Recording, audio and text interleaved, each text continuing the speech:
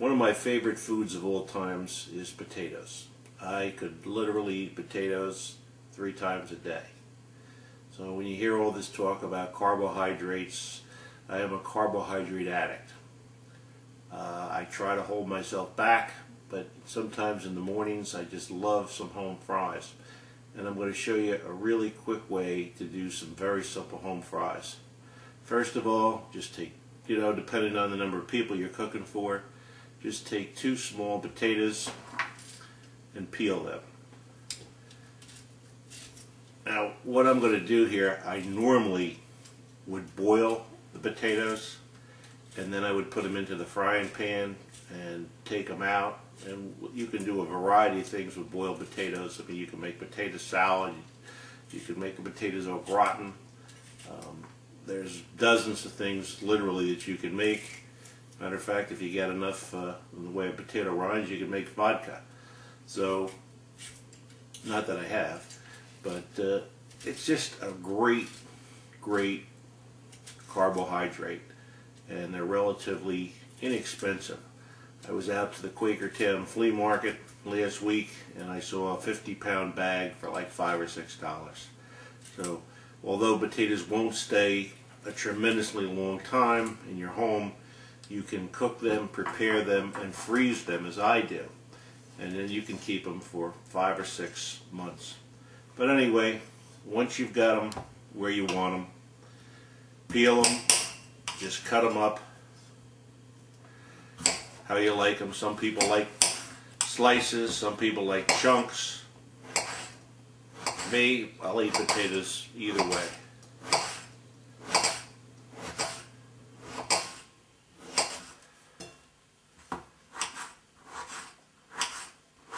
Now the reason I'm doing this is a very quick way of doing them.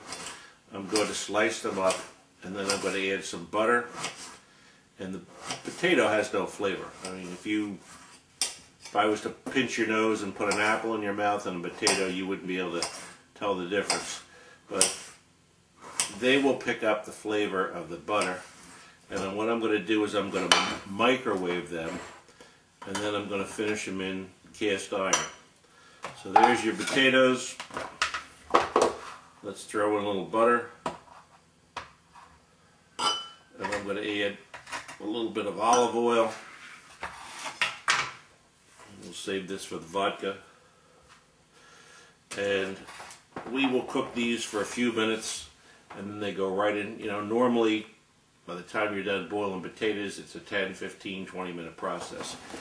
We're going to wrap everything up in a matter of minutes. Follow me.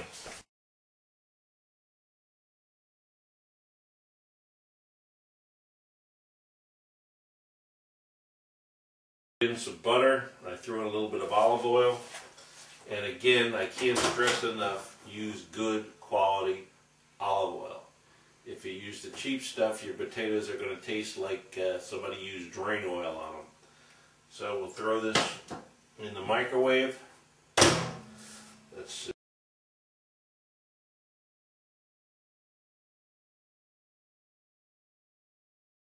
have gone by. I'm going to just check them. Just sometimes some potatoes cook faster than others. So let me check on these bad boys to see what we got. And as I suspected, they're cooking well. Sometimes potatoes will stick. So you got to separate them. You got to get a little oil on all these bad boys.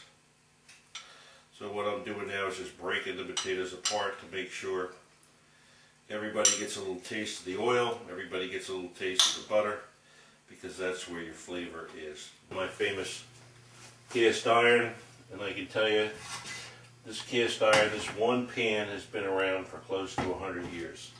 So take your aluminum, throw it in the garbage, and cook with cast iron.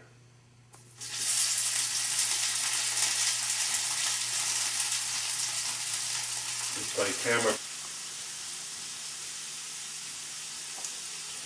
Okay, you can pause. One other thing, you're not deep frying these potatoes, you're doing the equivalent of sauteing them. And if you look, if my camera person can get close, you can see I've got them almost golden brown, maybe another minute. But, I happen to be of Irish heritage, and most people think that somehow the Irish invented the potato. Actually, believe it or not, the potato came from Peru and Chile, and there is proof that 500 years BC that the Incas were using the potato. As a matter of fact, they would even bury them with their dead to help them in the life afterwards. How they got to Europe, when the conquistadors did their exploration of South America, they found the potato and brought it back with them. So even though we always, of course people always teased me being Irish, you know, about the potato, it actually came from South America. We're almost done here, so what I'm going to do is I'm going to first of all flip off my heat, push my potatoes up here to the side, just kind of let them drain off. And one great thing is that oil that you got left is still usable for, maybe you're going to do some... Okay, I'm back again. It was my sister-in-law. My father-in-law had 2 girls. I married Jean. Lord, thank you. Anyway, we'll go back to the, take a look at these bad boys. Once they kind of dripped out their oil, and I'll tell you, if they look beautiful, you could just envision a couple of eggs sunny side up, a nice piece of ham or bacon. Take a look at those bad boys.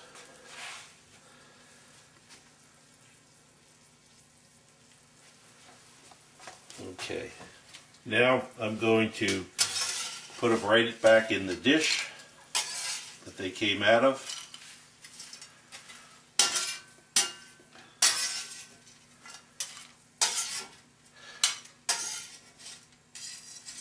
And again, I can't tell you the importance of cast iron. You will not get those results if you use aluminum or stainless steel. I know some people have that old Guardian, you know, cast aluminum. I'm not a doctor, and I can't tell you that the amyloid plaques, where they come from when people have Alzheimer's, but I will tell you, as far as I know, there hasn't been any medical evidence that I know of that you get aluminum from cast iron. So these pans will last you a lifetime. If there was ever any, you know, Mother Earth movement for frying pans, it ought to be cast iron, because many of the cast iron pans I have are, you know, 60, 80 years old, some even older. But, you know, one day I'll show you, I go to a flea market and I buy these things all rusty, and I'm going to do another video on how to restore cast iron. But if you want to just take a quick look at this pan is a beauty. I mean, see how smooth that is? And I'll show you how to get that type of, you don't have to worry about eating any Teflon there.